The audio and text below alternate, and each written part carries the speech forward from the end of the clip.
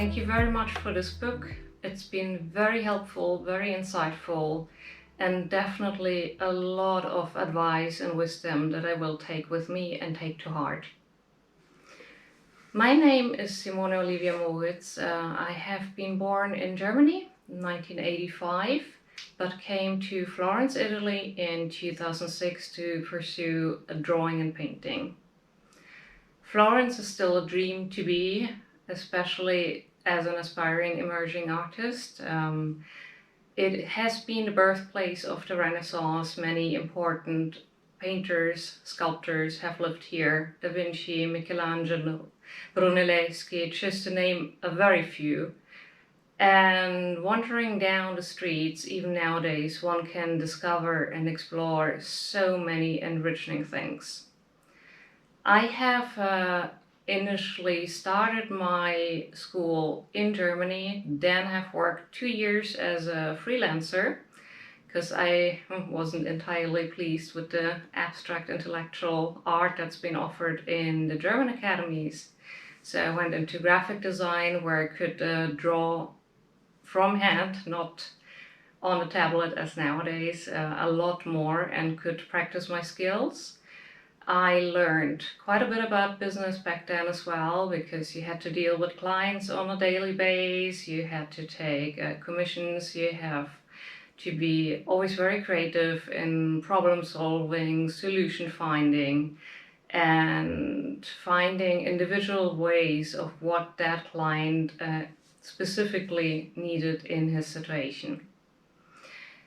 I, however, felt the lack of foundation in my training, and I settled into Florence in 2006. I came here to study at the Florence Academy of Art.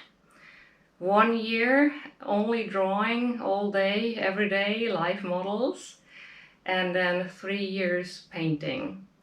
So it is a very thorough school. You spend 7 to 8 hours every day in the school.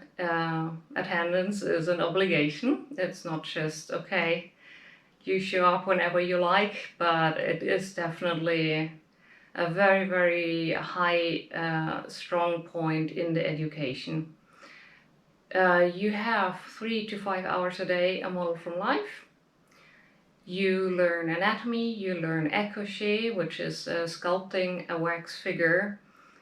First the skeleton, then the muscles on top. You learn perspective, you learn art history, and you basically follow the 19th century training method that used at the École des Beaux-Arts.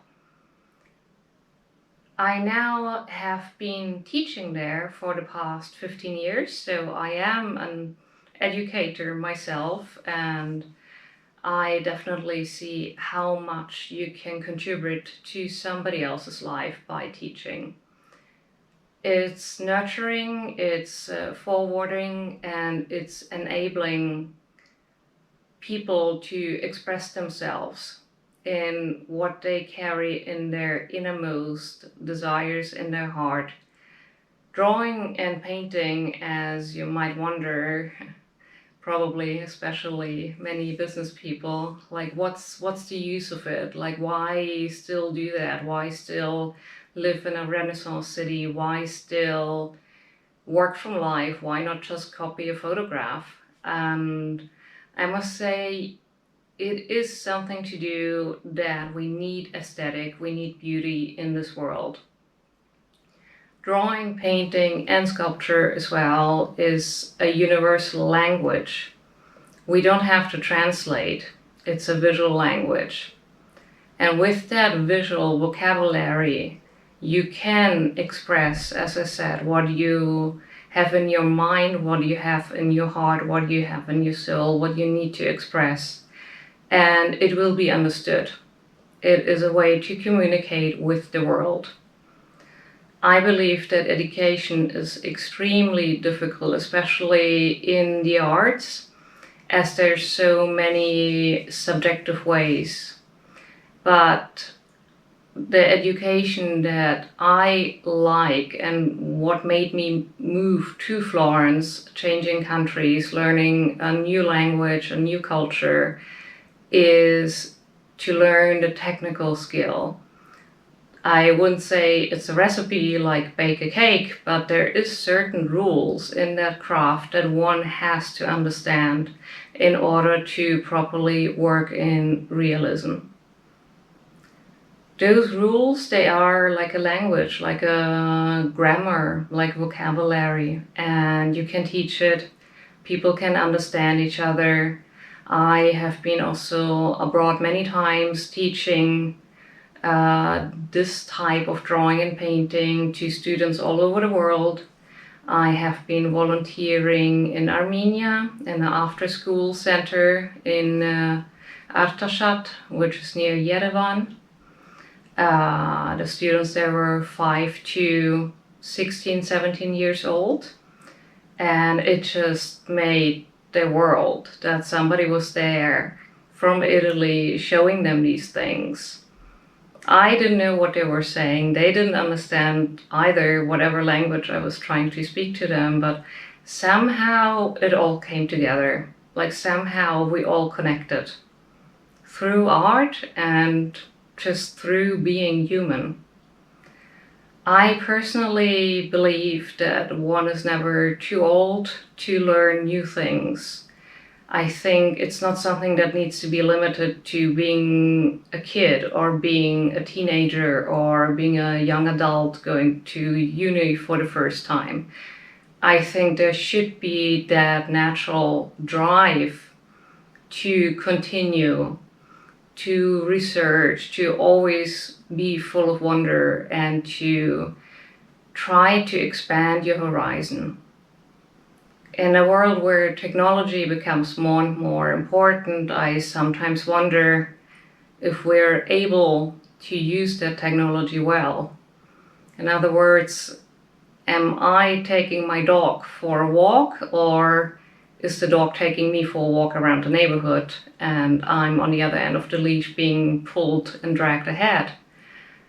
I think we should come back to also forming our mind, educating our mind, to ask everyday life questions like, what is beauty? Why do we need beauty? How can it enrich the environment? How should I live? What value system, what ethic, what morals do I feel are the core of my being? And therefore, I think the arts are something that, touches on what the essence of being human is. I personally would like to also expand my horizon much, much more. Like I said, there's a world out there to be discovered. And being here in Italy is just a wonderful opportunity to learn a lot of the crafts that in other parts of the world are maybe not necessarily available. So I would like to apply for the grant, and I would like to hopefully then invest it into doing further studies. I required some material, a brochure, and I have an appointment next week as well with the Palazzo Spinelli here in Florence. And I'm considering applying either for the program in a master's in cultural heritage and how to manage cultural heritage. So curating exhibitions, running museums, saving art also. Or the other program that truly interests me is the 3-year program for restoration in sculpture, archaeology, and mosaic. And I fell in love with mosaic when I went to Naples and I saw Pompeii, I saw Ercolano, I saw Paestum. I went to the archaeology museum in Naples, and it's just incredible to see all these mosaics there, like the colors, the brilliance, the thought that went into it. And I do believe we need to preserve these things. It is beauty, but it is also history. It is a message delivered from many centuries past. It is storytelling, and it is still something that applies today because it is like an archetype. It just, is timeless. And by preserving those wonders in terms of archaeology, in terms of mosaics, in terms of sculptures, we can regain so much more knowledge that we might have lost along the way. And yeah, that is something that truly would interest me to do. So thank you very much. I hope you enjoyed the video, and I will add some little pictures of what I do on a daily basis.